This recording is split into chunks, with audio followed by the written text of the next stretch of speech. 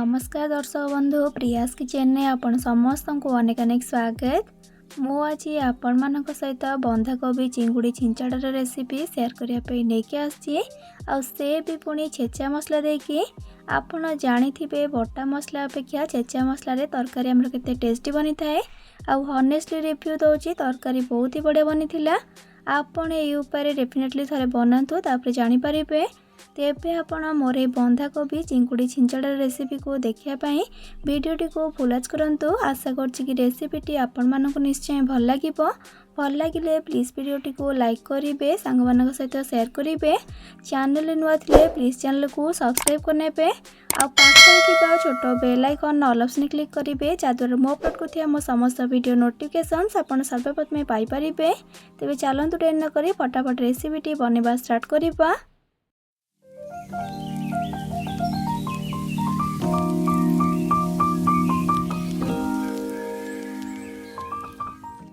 बंधा कोबी चिंगुड़ी छिंचड़ा बनवाई प्रथम ये देखो मु नहीं आधा किलो चिंगुड़ी माछ आउ ताको भलसे ये मु बाछिकी धोईकी आंदेची।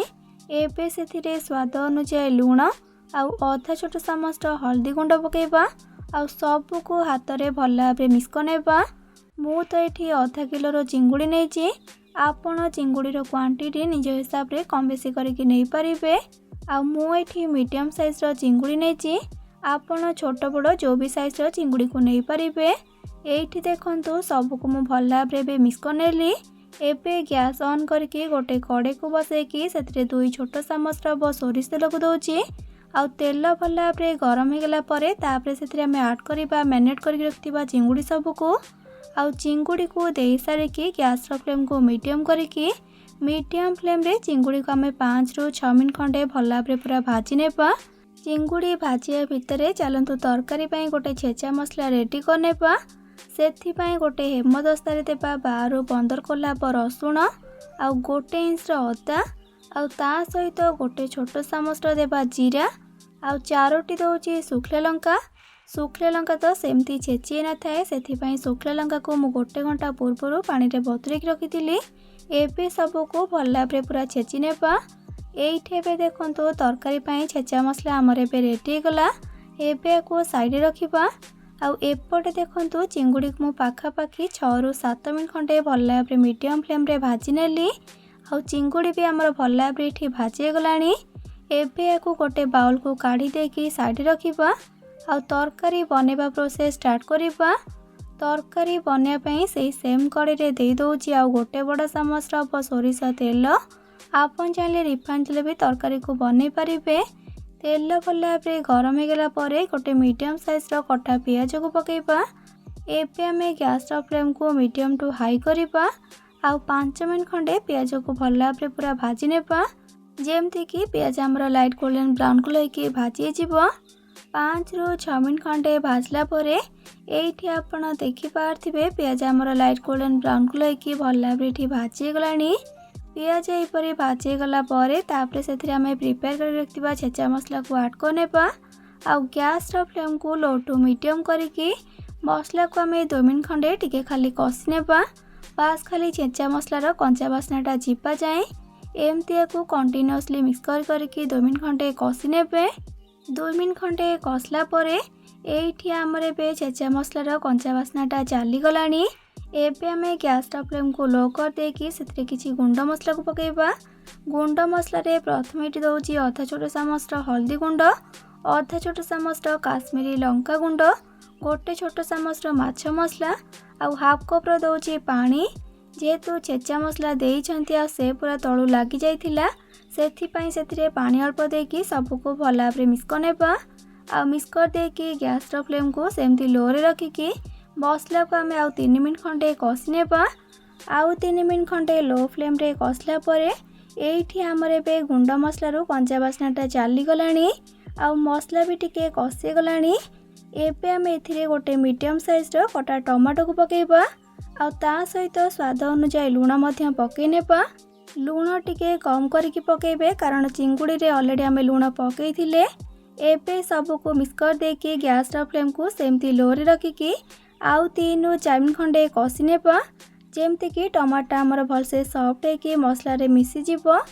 लो फ्लेम रे आउ 3-4 मिनट खंडे कसला परे एठी आपण देखि पारछंती टमाटो हमर भलसे एठी सॉफ्ट है कि मसला सब मिसी गलानी। जेहेतु आम टमाटो सह लुण को पकईथिले सेथिपई बेसी टाइम लागिलानी टमाटो सॉफ्ट हेबाकू। एबे सेथिरे 3टी मीडियम साइज रो कटा आलू को दउची आउ सेमती लो फ्लेम रे मसला सह आलू को आउ 3 मिनट खंडे कसी नेबा। जेहेतु आम आलू को स्टार्टिंग रु तेल रे भाजी कि नै सेथिपई मसला सह टिके को कसी नेबा।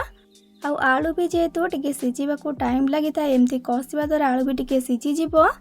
आउ 3 मिनट खंडे कसला परे एठी देखंतु मसला आलू सब हमर बढ़िया से एकदम कसी गलानी आ तेल मध्य मसला रु पूरा सेपरेट हो गलानी। एबे हम एथिरे ऐड करिबा कटा बंधा कोबी। एठी मु 800 ग्राम रो बंधा कोबी को काटिकी नेची। आपण बंधा कोबी रो क्वांटिटी निज हिसाब रे नै परिबे। जेते भी आपण अधिक क्वांटिटी रो बंधा कोबी नेले भी देखिबे से सिझी गला परे क्वांटिटी रे केते कम हे जिवो। बंधा कोबी को ऐड करनेला परे एबे मसला सह बंधा कोबी को भलसे मिक्स करनेबा। आउ एमती को मिक्स करी हाई फ्लेम रे पूरा 4-5 मिनट खंडे भलसे एकदम कसी नेबा। आगर भी मो बंधा कोबी रो बहुत सारा रेसिपी मो चैनल रे अपलोड करिछि। आपण सेही सब वीडियो को देखिया पई चाहुथिले ए वीडियो रो तळे थिबा डिस्क्रिप्शन बॉक्स रे तार लिंक सब को पाई परिबे। हाई फ्लेम रे 4-5 मिनट खंडे गोले गोले की मसला सह कोबी को कसला परे एठी देखंतु सब जिनस आमर पूरा परफेक्ट भाव रे कसी गलानी। सब जिनस को कसिकी तरकारी बनेले तरकारी हमर अधिक टेस्टी बनी थाए। एबे सेथिरे भाजी की रखिथिबा चिंगुड़ी सब को ऐड करनेबा। आउ गोटे कप रो दउची एठी मु पानी बा बंधा कोबी सिझिया पई जेतिकी पानी आवश्यक से हिसाब रे आपण एठी कम अधिक करके पानी को ऐड करनेबे। अधिक पानी देई देबेनी जेतिकी कोबी सिझिया पई दरकार सेतिकी ही देबे। एबे सब को भल भाबरे मिक्स करनेबा। आउ गैस रो फ्लेम को मीडियम करके मीडियम फ्लेम रे 15-17 मिनट खंडे कवर करनेबा बा कोबी आलू भल भाबरे सिझिबा जाए को कुक करनेबा। पूरा कवर करके छाड़ीबेनी मझे मझे कवर को काढ़ी 3-4 थर भल भाबरे मिक्स करनोथिबे। पाखापाखी 15-20 मिनट पर बे कवर को काढ़ीबा। एठी देखंतु कोबी आलू हमर भल भाबरे सिझी गलानी। आउ क्वांटिटी रे भी देखंतु कोबी हमर केते कम ही जाईची। आउ पानी जो देइथिले सेई पानी रे ही कोबी हमर सिझी जाईची। आउ हल्का हल्का देखंतु जुगजुगा टाइप रो बनेची। एबे याको अधिक कुक न करिकि शेष रे खाली किछि कटा धनिया पत्र आउ आधा छोटा चामच रो गरम मसला गुंड को पकेकी सब को मिक्स करिकि गैस रो फ्लेम को ऑफ करनेबा। एठी हमर एबे प्रस्तुत हो गेला बंधा कोबी चिंगुड़ी छिंचड़ा। तेबे आपण मोर रेसिपी को घरे थरे निहाती आपरे बनेकी ट्राई करंतु। आउ बनेकी खाई सारा परे किपर लागिला कमेंट सेक्शन में जणा पई जमा भी बोलिबेनी। भल लागिथिले प्लीज वीडियो को लाइक शेयर सब्सक्राइब करनेबे।